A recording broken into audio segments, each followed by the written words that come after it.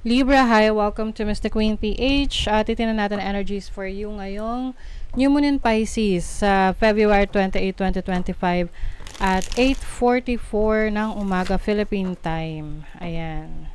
So, this reading is maaring mas makaresonate dito yung mga Libra rising. If you don't know your rising sign, i-check nyo lang yung video na nagpapaliwanag tungkol doon. Link on the description. Although, pwede pa rin naman to mag-resonate sa mga Libra Sun or Libra Moon. Okay. So, if you're interested in private readings, meron tayong link sa description at sa pinned comment. Paki-check nyo na lang information kung paano mag-book for a private reading.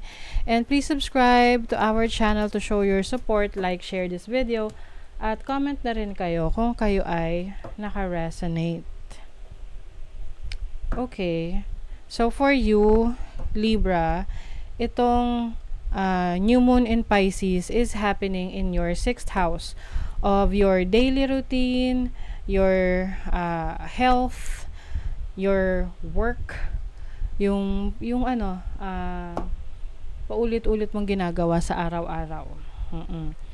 Maaring meron kang mga bagong sisimulan na routine or aayusin mo yung schedule mo or may maidadagdag ka na bagong routine sa pang-araw-araw mo. Maaring related to sa kalusugan mo. You want to improve your health, you want to improve your strength. You also have 9th house here. This is squaring your Jupiter sa 9th house.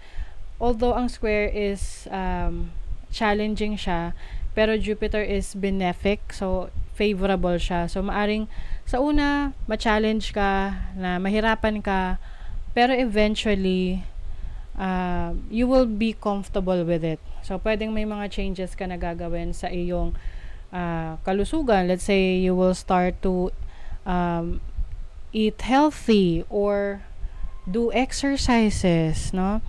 And I think merong nagme-mentor sa'yo or merong tumutulong sa'yo on how to achieve yung goal mo na yon. Maaring nagsiset ka ng goal na, you want to be fit, you want to be healthier, and someone is, maaring may nagbibigay sa'yo ng inspiration, na-inspire ka sa isang mentor or someone in your life na nagbibigay sa'yo ng magandang influence on how to take care of yourself, on how to take care of your needs. 6th house is also about your workplace and co-workers. So, pwedeng meron kang bagong katrabaho. Or itong bagong katrabaho na to galing abroad o kaya foreigner siya. Pwede ring yung iba sa inyo may opportunity sa ibang bansa. Ipapadala ka ng boss mo para mag-training. So meron kang bagong knowledge. And having Neptune and North Node here, I think mas nagiging seryoso ka sa career path mo, sa trabaho mo, especially sa kalusugan mo. Nagiging seryoso ka sa gusto mong ma-achieve for your well-being. Okay? And then you have Mercury and Saturn here, conjunct rin siya. I think yung mga past experiences mo, especially on your health, lalo na kung nagkasakit ka in the past, meron ka natutunan doon kung paano mo may iwasan yung pagkakasakit ulit at kung paano mo gagawin na mas healthier ka and stronger ka. Okay? So you have a new mindset on how to improve yourself. Sexuality, so this is embracing your authenticity, who you really are. Energy ng past life, so maaring yung iba sa inyo, you are connecting to your higher self, like parang yung iba nagkakaroon ng past life regression or literal na nag-take ka ng past life regression reading sa isang psychic or sa isang Akashic Records reader. Acceptance. Okay. So, this is just you accepting your past. Accepting yung mga naging decisions mo in the past. Yung mga naging pagkakamali mo sa past. And ngayon, you are in the path of um, parang meron kang ginagawang bagong paraan para somehow mabago mo yung cycle na meron ka ngayon.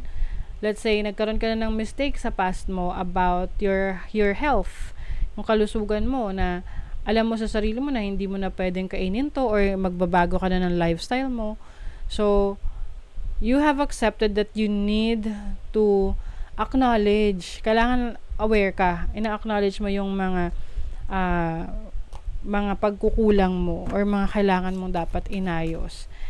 And then, once you finally accepted that, hindi ka na in denial, 'di ba? So, alam mo na, kaya mo nang gawa ng paraan, ayusin. Oh, you have the Empress. Oh, this is practicing self-love, self-care. Yes. So, this time you are taking care of yourself, taking care of your needs. You also have the Lovers. Some of you, Libra, maaring merong person sa buhay mo na nagiging inspiration mo para maging healthier and stronger. Alam mo yun, na parang you want to improve yourself, your health, para sa person mo, or even para sa sarili mo, because you just want to be healthier. You also have the Queen of Wands. Yung iba kasi, gusto niya mas maging flexible, gusto niya mas marami kayong magawa. Also have the the Wheel of Fortune. The Wheel of Fortune is about shift, changes, motion.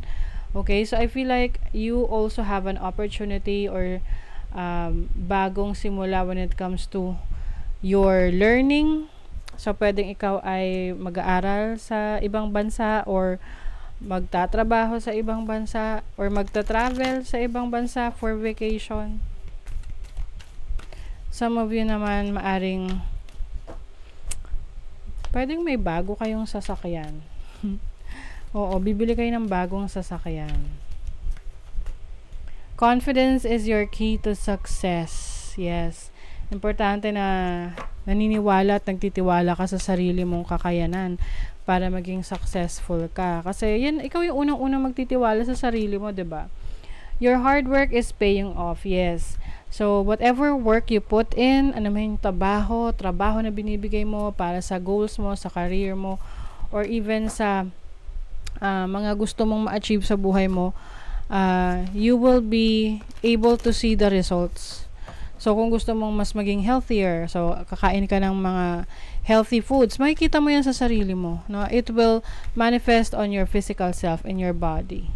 Shine! Oh my God. So, you're going to shine. People will notice you. Maraming makakapansin sa progress mo, sa pagbabago mo na, uy, ka na ngayon na, you're slimmer, o kaya, you look healthier now, ganon. So, you will get compliments from others na ina-acknowledge din yung hard work na binigay mo para doon sa goal mo. And it will show talaga. Makikita yan ng iba. So, that is your reading, Libra. Thank you so much. See you again.